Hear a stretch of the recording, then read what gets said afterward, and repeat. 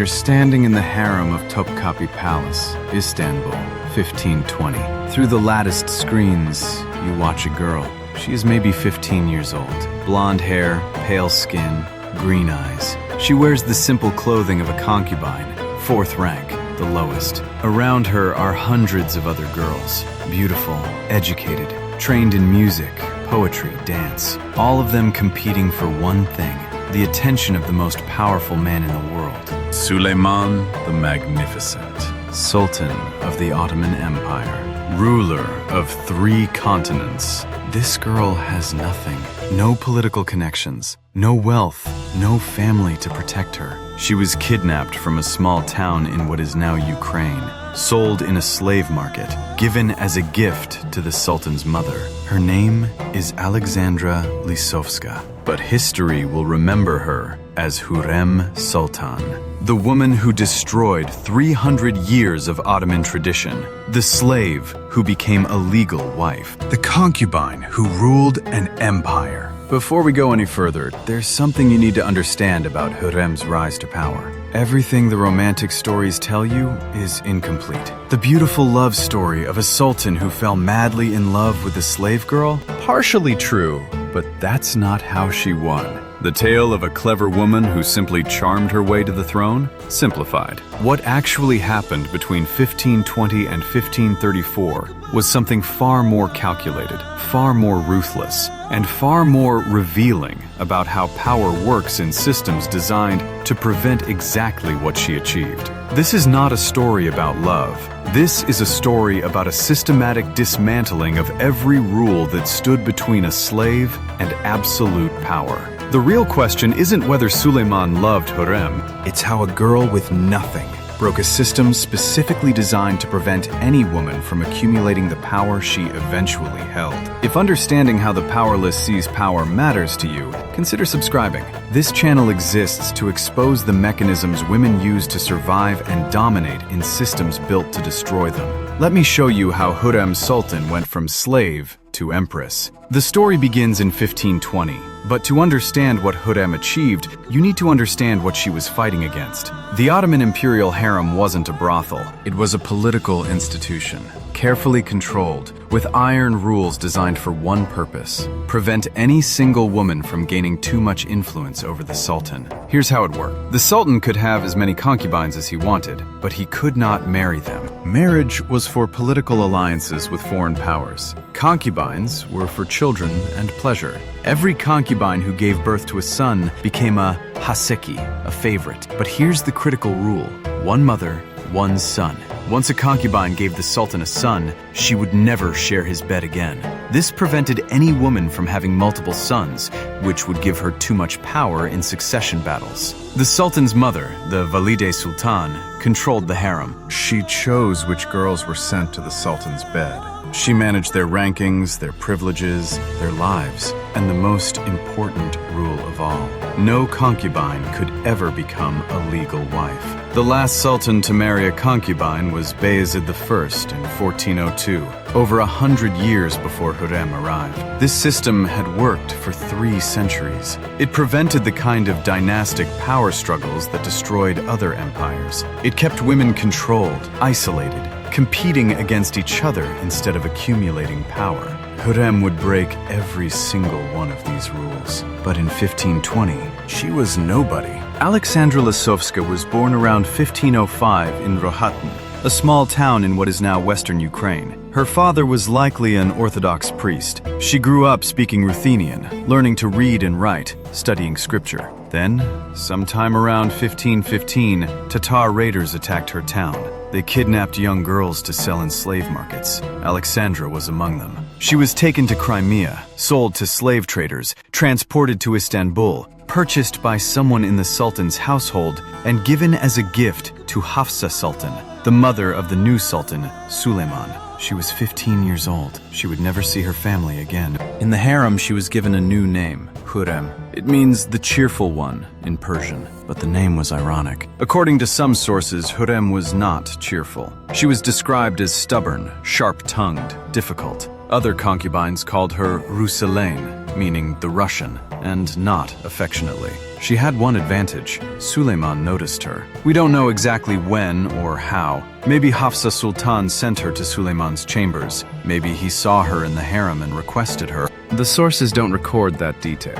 What we know is that by 1521, Hurrem had given birth to Suleiman's son, Mehmed, and that should have been the end of her access to the Sultan's bed. According to the iron rule of the harem, one mother, one son. Hurrem had fulfilled her function. She had produced a male heir. Now she would be moved to a separate section of the harem, given a stipend, and never share the Sultan's bed again. But Suleiman kept calling for her. This was unusual, but not unprecedented. Sultans sometimes broke the rule for a few months, a year. Eventually, they moved on. Suleiman didn't move on. In 1522, Hurrem gave birth to a second son, Selim. Think about what this means. The system had a rule specifically designed to prevent this. One mother, one son.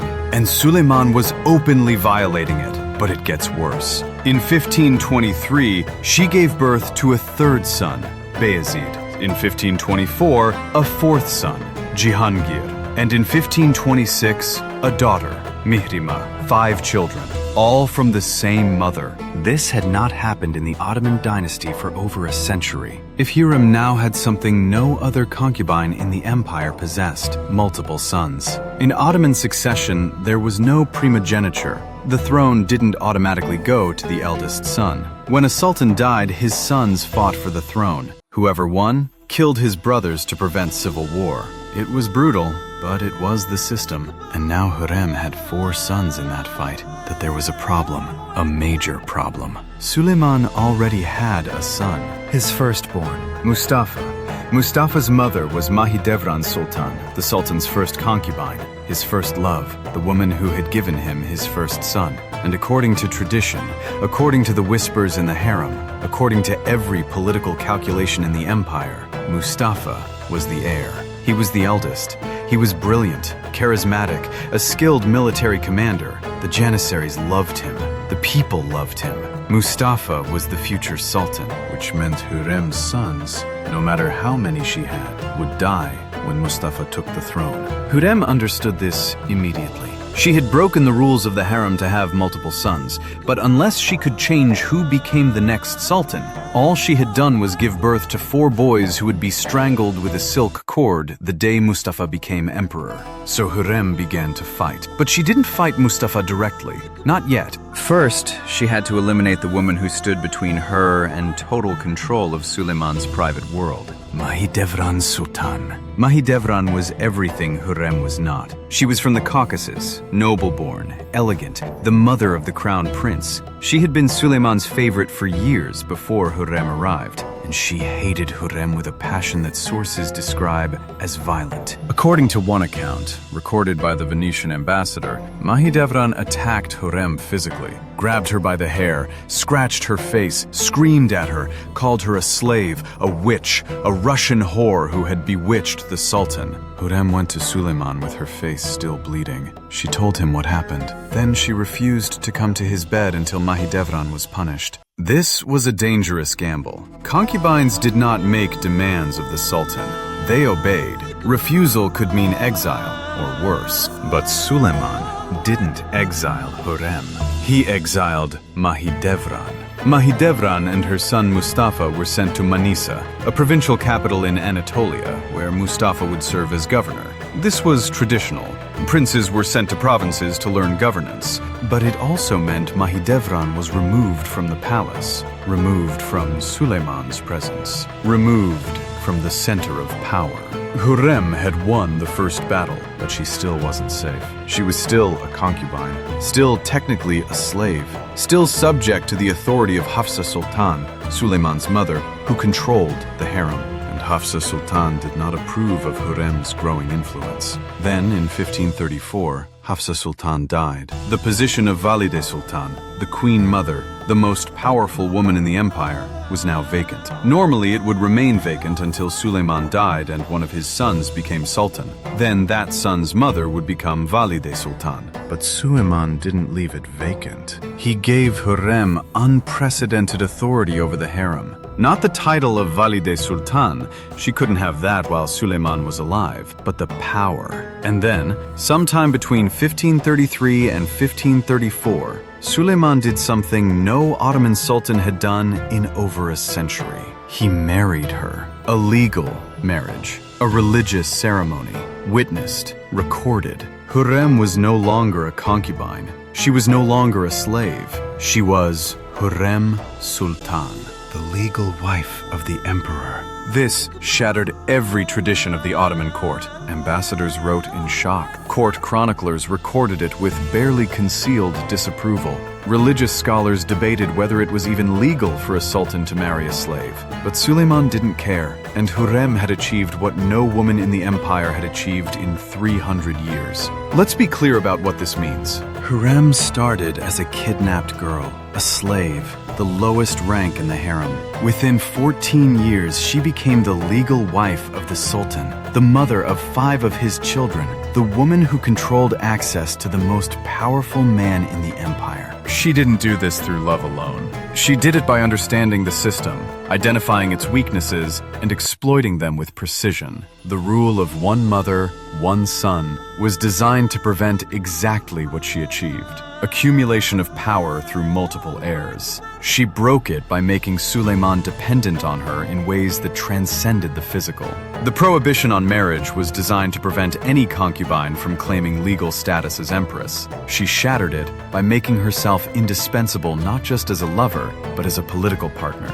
The authority of the Valide Sultan was designed to keep concubines controlled. She waited for Hafsa to die, then stepped into the power vacuum. Every move was calculated. Every step was deliberate. But here's what's important. Becoming the Sultan's wife didn't make Hurrem safe. It made her powerful. But power in the Ottoman court was never safe, because Mustafa was still alive, still the eldest son, still the favorite of the army and the people. And as long as Mustafa lived, Hurrem's sons were in danger. So Hurrem would have to make a choice that would define her legacy and reveal the true cost of power. Would she accept that Mustafa would be sultan and hope he might spare her sons? Or would she destroy the crown prince to secure the throne for her own children?